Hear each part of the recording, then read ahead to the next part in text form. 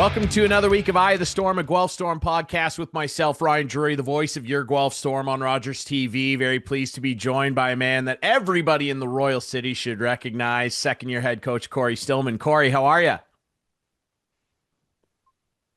I'm doing very well. Thank you. Good to hear from you. Good to see you. Obviously, we're a couple games into the season as we record this, and the home opener, what a night that was with Fan Fest outside and all the excitement building up. You know, as the head coach, what was that like for you to kind of see training camp and all the preparation that went into that kind of come to fruition on opening night that ended up being very successful?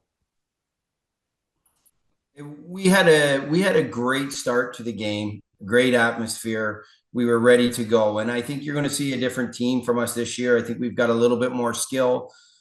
We are younger up front, so we bring a lot of energy. We were on people.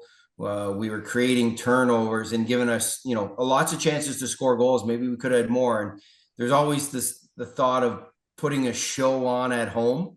I think we did that on Friday night, and again, it was an exciting time. You go through camp, different faces, different numbers. We were still short a few players, which we know are coming back. Will probably be in for Friday's game. So again, you'll probably see a different lineup again Friday night here at home.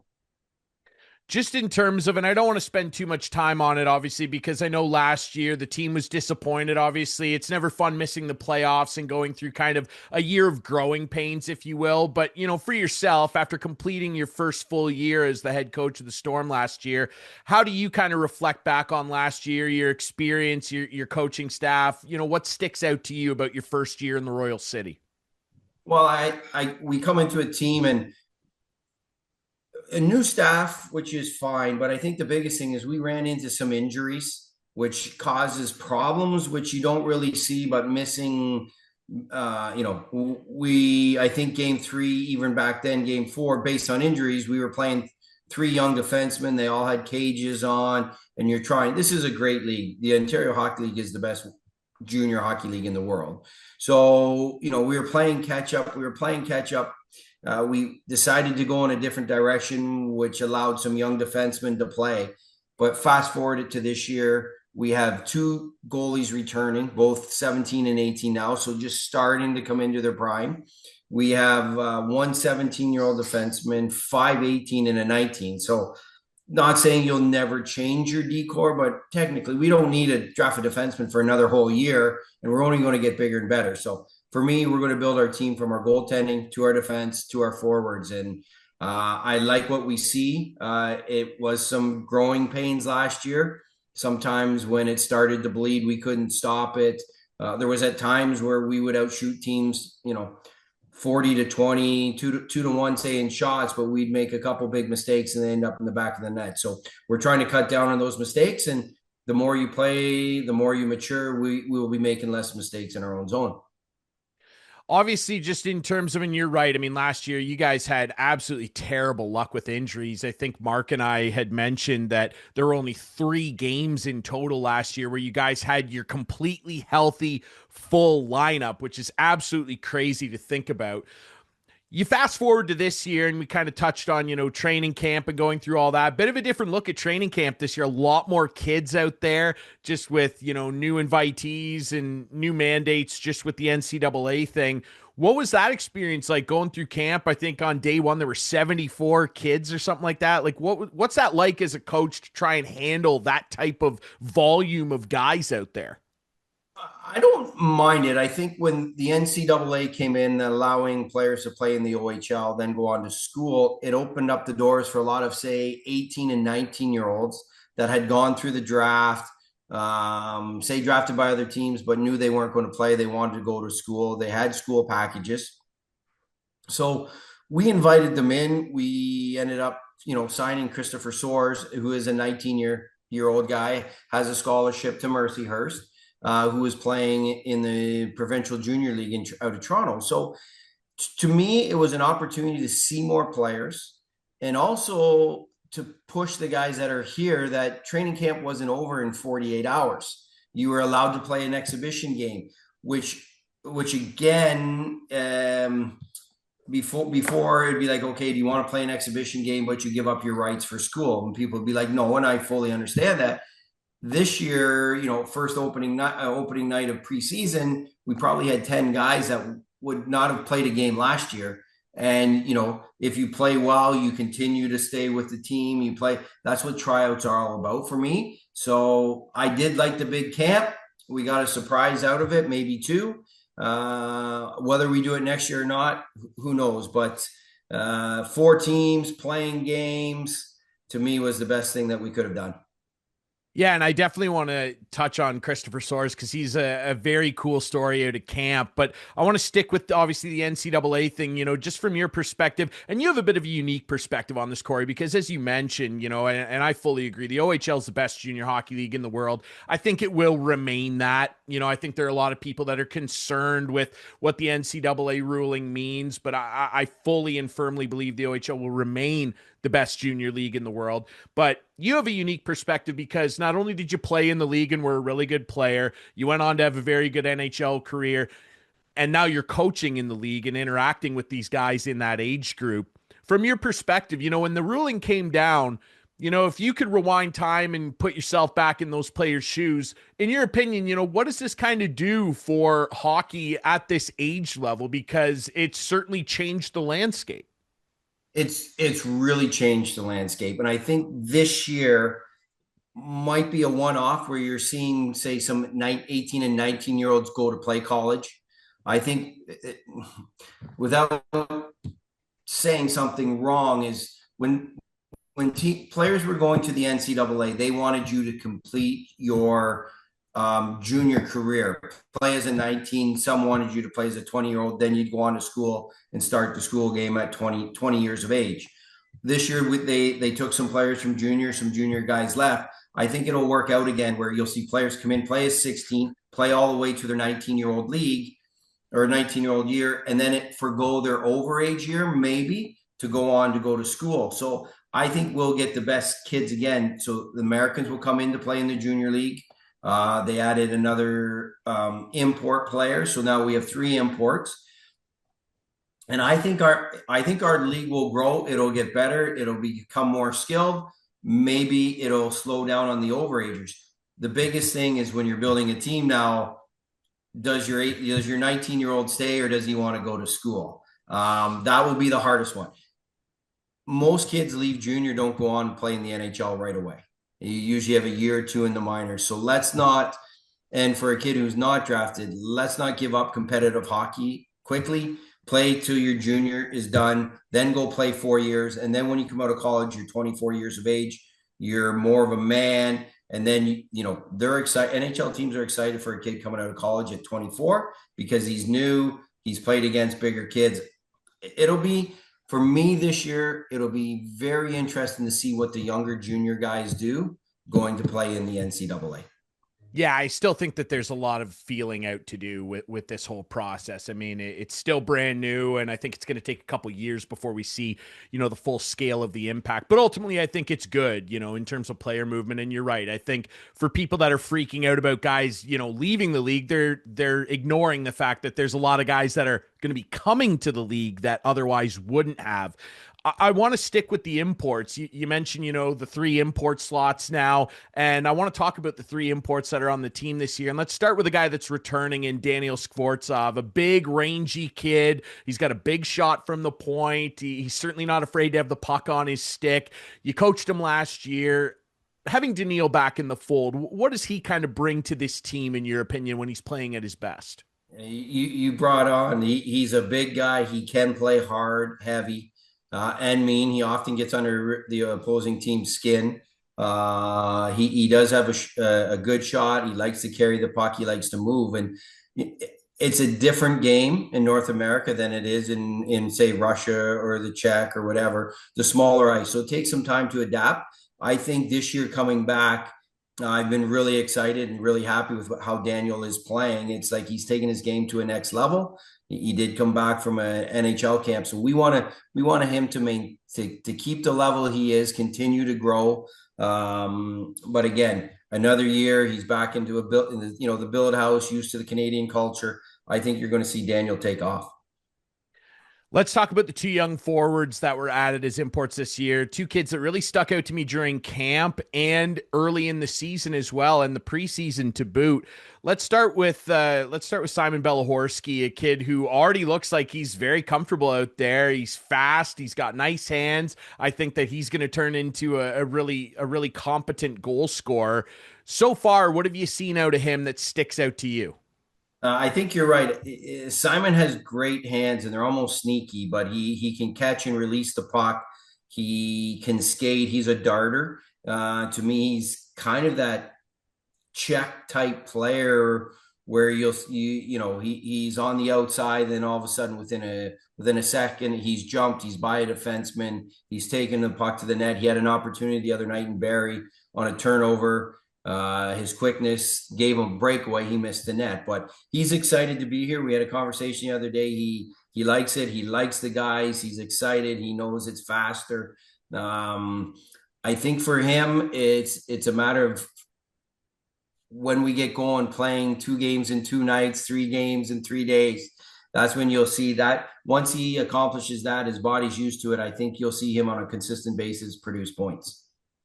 And so, one thing that stuck out to Mark and I with both these young guys, and we'll talk about Mihailo Hapanenko. Everybody calls him Misha. We'll talk about him next. Both of them, one thing that stuck out to us was their willingness to like get right in there on the forecheck. Like they're not afraid of the physicality that's a little more prominent over here in this league. Let's talk about Misha. Like he's a kid who also has really good hands, and I'm really impressed with his play away from the puck and some of the turnovers that he was able to create with his skating and his stick in that home opener in particular, Cory. Yeah, they're two European players, but almost different style players, even though they both shoot left. I think Misha plays more of a heavy game. He will control the puck on the boards a little bit more, uses his body to protect it. Where one has a quick shot, I think Misha has a heavy shot. If he can get into an area to let go of the puck. So he's a little bit bigger. And again, this is a new game for him. First time away from being from his family, but he's going to be an exciting player to watch.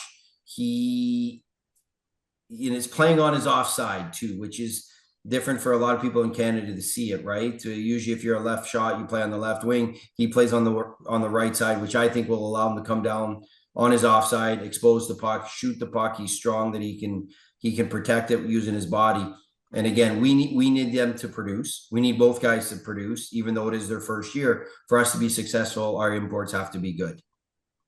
And Guelph has a great history of that. I mean, typically Guelph they don't often miss on their import picks, particularly under George. I'd be remiss if I didn't ask you. And he was recently a guest on this show about a kid with a lot of hype around him, and that's second overall pick Jacko Weisek, a kid who comes from a great hockey family. His dad and his uncle both played pro. Like a lot of great things to draw upon, which we talked about on the episode with him. If you haven't seen it, go back and watch that, everybody.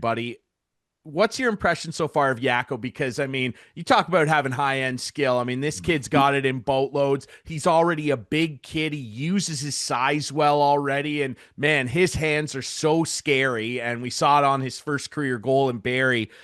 What's your impression of him so far? Because man, he is a fun kid to watch. He is a fun kid to watch, and the puck follows him around.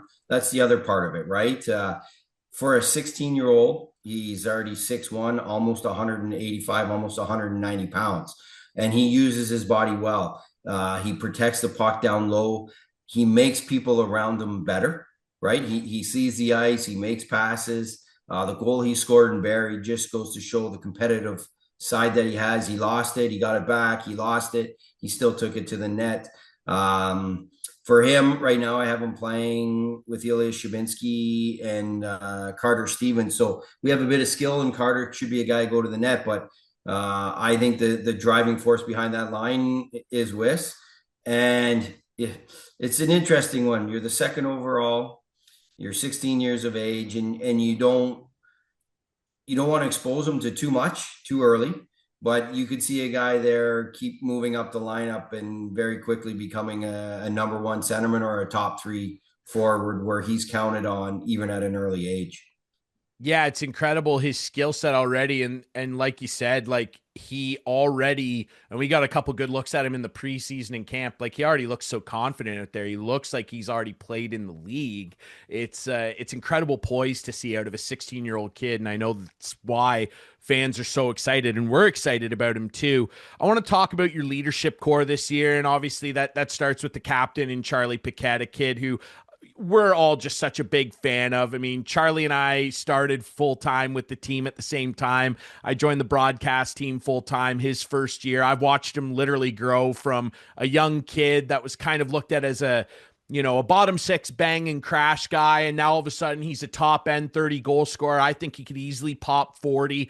He's easily one of the hardest working kids in the entire league. Pretty good guy to strap a C on, eh? Like that guy, he is just such a fan favorite, and it's for good reason. He's a well-rounded player, and he's growing from. I would say I didn't see him as a 16-year-old, but for me having him as a 19-year-old, we looked at as an organization and as a coaching staff and management side is it was tough. Jet is the captain, was the captain, right? Wasn't at camp. We don't really expect him back. So it was like let's show our leadership. And this year, right from the drop of the puck or right when they showed up to camp, Charlie took control of that. So he leads on the ice. He leads in the dressing room. He wants to get better. And kudos to him to be drafted as a 19-year-old into the NHL. Right? It's a tough thing to do. He just got back from camp. We're excited to have him back in the lineup. But leadership for me is culture, right? And he's going to be a big part of that with our hockey club. And again, it will be for him to drag some of the younger guys to follow him, his work ethic, his compete. And I'm with you. I would like Charlie to score 40 goals this year. If he's been scoring 40 goals, we're winning a lot more hockey games. Absolutely, and I completely think he's capable of it, and he scores goals in different ways. A lot of it is kind of within that 10-foot area near the net, but he can score in different ways. He showed he's not just a net front guy. He's got a great shot, and we just think the world of him. He's just such a hard worker. It's fun to watch him play hockey. Let's talk about your assistant captains. Obviously, Quinn Beauchene got himself drafted. I think both with him and Charlie. I think their respective clubs in Dallas and Pittsburgh might be sitting on some steals with where they were selected in the draft. But Quinn, obviously last year, he had some injury problems, which was tough to see. But when you look at his resume as a hockey player, he's represented his country a bunch of times. Every time he does, he wins a gold medal. And he's got such an interesting skill set. He really epitomizes kind of that modern day puck rushing defenseman. What do you want to see out of Quinn this year in terms of the growth of his game and hopefully a very healthy season for him? One is to stay healthy. I think in his rookie year, even last year, he's always had an injury that's put him out for 2 or 3 weeks. So when you have a longer term injury, when you're playing catch up all the time, and he would just get back to the speed he wanted to be, and then he'd get injured again.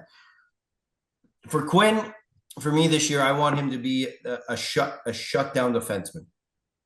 I want him to be able to go out, play against number one lines, dominate the number one line, make it hard for those three to play in our home because we get last change. But for people to try to get off the ice and not playing against him, right? So you're bang on with Quinn where he can skate, he can shoot, he can pass, he can be physical. My thing is I'd like him to do it consistently, game in, game out, shift in, shift out. And if we can get him to do that, I think you'll still see another level in Quinn's hockey game. And then, you move on to some other guys, that are going to be leaned on for leadership. And that includes our guest on the show last week in a kid that's a very interesting kid. He's well-read, well-spoken. Ethan Miedema coming over from Kingston scores the first goal of the season. So he endeared himself to the fan base right away. And I think he'll continue to do that. A kid that got drafted in the NHL, 4th-round pick from Buffalo. He's a really interesting dude. I mean, off the ice, he's a really interesting kid. And on the ice, he plays a game that really kind of lends itself to what I think you guys are wanting to do, inject more size, some more physicality, and some skill, which he clearly has all of those in abundance, Cory. He does. He's a big man who has actually really soft hands. He scored the first goal the other night. He had another chance in Barry, put it off the post. There's a hidden heavy shot when he releases the puck, it jumps off his stick, right? So there's a kid not drafted, not signed, coming to us. It's for me is to help him get back and get to an NHL camp. I think he adds the size. He's willing to go to the net, and again, practice the other day, he was dragging guys in to do drills. That's what you want from older guys. You want them to lead by example, bring in some young guy that's maybe not used to going into the gym or staying and doing a little bit extra on the ice. So he's a big addition to us. An OA spot, which we didn't have with only Charlie, and Charlie's been away. So we'll be leaning on Ethan a lot here. And again, he's played on a couple different teams, which is on one side is good and one side is bad. Everyone says it, but you learn, and it allows me to ask them questions also on what what was this team thinking, and what about these players? How did they play? How did you play? I watched you play in Windsor and I watched you play in Kingston. What am I going to get here in Guelph? And maybe he could take a little bit and learn from his mistakes, learn from the positive. But I need the best out of him. And Friday night, you'll see him and Charlie play on the same line, which to me should be a very intimidating, hard to play against forward group. Absolutely. Those two guys on the same line, I think that's scary for opposing defense to try and contain that. I wish we could talk about every single player on the roster. We obviously don't have time for that, but there is a kid that I do want to jump on as well before we talk about your two young goaltenders that you referenced, who have both been very impressive early in their OHL careers. But I picked in our little media poll for the 5 questions that the league put out for the Storm, I picked Parker Snellgrove as my breakout candidate for the team this year. And the reason I did that is because I think that he's a kid that has some kind of unlocked skill ceiling that we're going to see pretty soon here. He's a fast skater. He's already good on faceoffs. He's a responsible defender. He's out there on penalty kills, and he can really fly out there. Like, he's a very effective player. He's not afraid of anybody either. Like, he gets his nose right in there. And we've seen when he scores goals, like, he's got some high-end skill. What's your impression of Parker, and what would you like to see out of him this year? Because I really think that he could have a very, very good season. 60 plus points, I don't think is out of the question for a kid like that.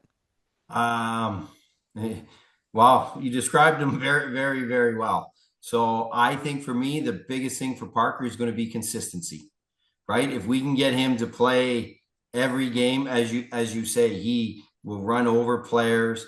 He can skate. There will be times when you're watching the game, and if he swings low and he gets a little pop pass from the defenseman, he can go end to end, and he's willing to take the puck to the net. He, in midget, when they were drafted, he probably played on one of the best lines in midget hockey that year. And he was the worker, right? So I need him to work. He wins draws, he kills penalties. Parker can do it all. I think that's a good pick. I'm expecting big things. It's his 3rd year in the league. Now's the time to make a jump. And, if he can get 60 points and play the way he can play, he could be a late pick again also into the National Hockey League.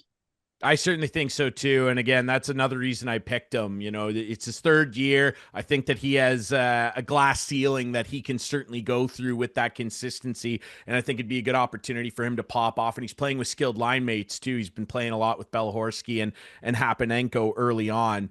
Let's talk about your goaltenders. And, you referenced the two of them. Obviously, Zach Jovanovski's draft eligible this year. He stepped in last year and he just did some incredible stuff. I mean, he had a few save of the nights. He was all over our highlight reels. Just a fun kid. Like, he just screams goaltender. He's just very confident, quiet, poised. And then Colin Ellsworth, who had an unbelievable preseason. I mean, the numbers he put up, yeah, it's preseason, but he still put up the numbers. When you look at your two young goaltenders, I think that you guys have a real solid foundation right now, and it's also going to be a solid foundation in the future because of their ages, Cory. I agree, and those were some of the lumps we took last year, right? When we ended up trading Gillespie, you end up having a 16-year-old goalie and a 17-year-old goalie, and it's tough. And then Jovo came in, first game, I think, made 50 saves, first star, shutout. I'm pretty sure it was against Olin Sound, but and then ended up with a lower body high ankle sprain that he missed a lot of hockey. And then that puts Ellsworth calling right into the fire. He had to play 15 games in a row, which good, bad, I don't know, but welcome to junior hockey here, right? When you weren't playing, now he comes in, he's in charge. And to me, right now, we have a 1A and 1B for goaltending, and which is great competition between the two of them. They pat each other on the back, and this weekend I would say maybe Colin is the 1A and Jovel will be 1B, and then the following week, right, depending on how it goes and how practice is, Jovel will be 1A and Colin will be 1B. So I like our goaltending situation. I think they're for us, they're starting to talk more in the game, which they needed to do. They're starting to play pucks a little bit more. And again, if a team makes a bad dump and the goalie can stop the puck, 95% of the time you're out of their zone. So if we can get out of their zone, it takes down 10 shots a game. Are they going to come up with big saves? Yes, we are still going to make mistakes, and there'll be some nights that if we can get a big save on a breakaway or a 2-on-1, they give us a chance to win hockey games. Then we'll put it on the forwards to score goals. Yeah, they've both been so impressive, like I said, for their age. And yeah, that's the one thing. I mean, when you have goaltenders that are that young, yes, I mean, you worry about that, but also the runway's wide open for either one of them to kind of take the ball. I mean, it's kind of open highway, and whoever can grab it, that's where the opportunities lie, and that's what junior hockey's all about. I want to ask you just as well about your coaching staff. The whole staff returns, obviously, with Rob Davidson and Scott Simmons. Those two guys are pretty interesting cats too. We've had them on the show before.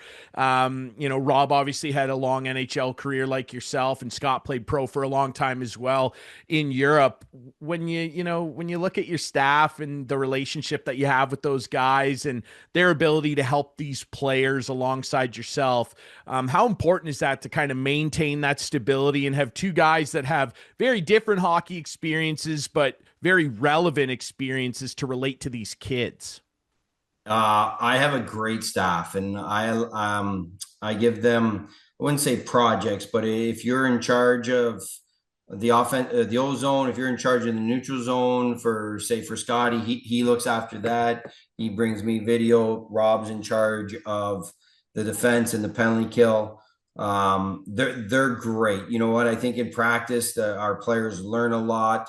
Scotty's been very good. This will be his third year into coaching, right? First year he was with the Griffins. He came with us, and he's taken charge now. The other side, he's just out of playing. So whenever we need someone to fill in on a line, he's the guy that jumps in there. At his age, he can still go up and down the ice. He pushes pace.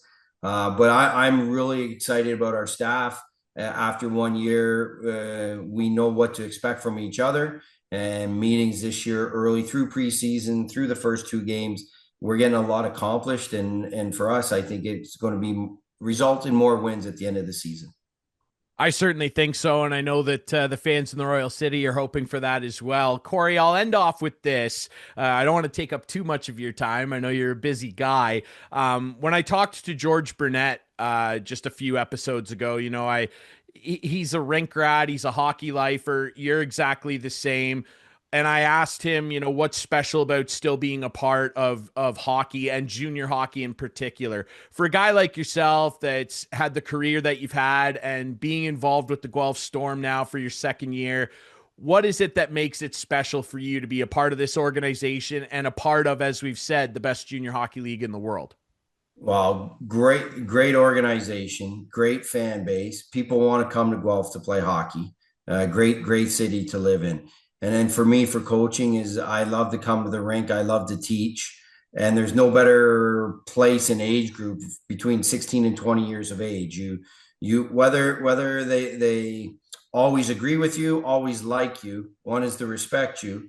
But again, if you can take a kid and make them 5-10% better every year, I'm doing my job. The player himself is doing his job. And it's to me, just coming to the rink, coaching and teaching, Monday to Thursday is awesome. and then we allow the players to play on Friday night and show what they can do and show what they've learned throughout the week. I think that's well said. And I know that Storm Nation is excited to have you back on the bench and have these players around to kind of soak up all the experience that you and the coaching staff have. We're very excited about the season. We appreciate this, Cory. Thanks so much for doing this, and best of luck this year. All right. Thanks a lot. All right, everybody, remember you can find this show on all your favorite podcast apps, on YouTube. You can get it on the team's website. And speaking of the team's website, you want to come down, watch Cory Stillman and the Guelph Storm this year, which I know you want to do, attendance records being set and everything. If you want tickets, go on the Guelph Storm website or visit the box office at the Sleeman Center. Come down and watch the Guelph Storm. We'll be back next week with more Eye of the Storm.